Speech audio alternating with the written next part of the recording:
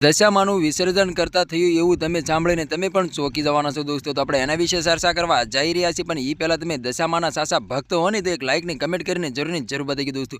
તો દોસ્તો તમને ખબર હતી કે દિવાસાના દિવસે દશામાની મૂર્તિ લાવીને ઘેરે સ્થાપના કરે છે, ત્યાર પછી ગુણગાન ગાય છે અને માતાજીની ચોપડી પણ વાંચે છે અને ઘણી બધી મહિલાના પણની અંદર એમ કહેવાય છે કે એના શરીરની અંદર દશામાં વસી જાય છે અને શાક દશામાનો પવન આવે છે અને મહિલાના હાથમાંથી કંકુનો વરસાદ પણ વરસે છે દોસ્તો। તમને ખબર હતી જે દશામાની આપણે સાંભળી લાવીએ છીએ અને 10 દિવસ ઉપવાસ કરતા હોય છે અને એક ટાણું પણ કરતા હોય છે અને નકરોડા પણ રહેતા હોય છે દોસ્તો। 11મા દિવસે દશામાનો વિસર્જનનો દિવસ આવે છે દોસ્તો। આપણે જે એમ કહેવાય છે કે જેટલી પૂજા કરી હોય છે બધી પાણીમાં જાય છે દોસ્તો। તો તમને ખબર હતી કે આની પહેલાં પણ તમને કીધું હતું કે જો તમે દશામાનું વિસર્જન કરાવવા જાઓ ને તો આ ભૂલ તમે ન કરતા દોસ્તો।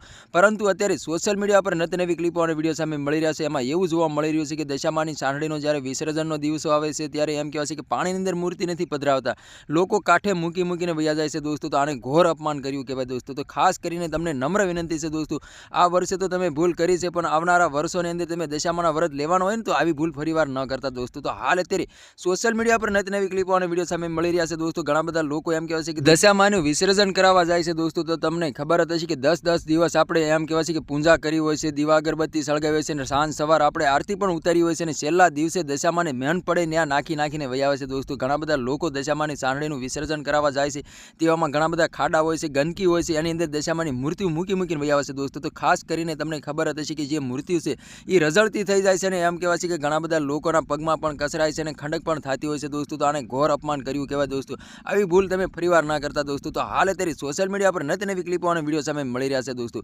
તો તમારે એના વિશે શું કહેવું છે દોસ્તો, કમેન્ટ કરીને જરૂર બતાવી દોસ્તો। અમારી ચેનલમાં નવું તો ચેનલ સબસ્ક્રાઈબર કરવાનું ભૂલશે નહીં, તેથી કરી આવવાના વિડીયો તમારા માટે લાવતો છું દોસ્તો। તો આ તો આજનો વિડીયો કેમ લાઈક શેર ફરી બીજા વિડીયો મળી તબ તક કે लिए जय हिंद जय भारत, મળે બીજા વિડીયો તબ તક કે लिए बाय बाय।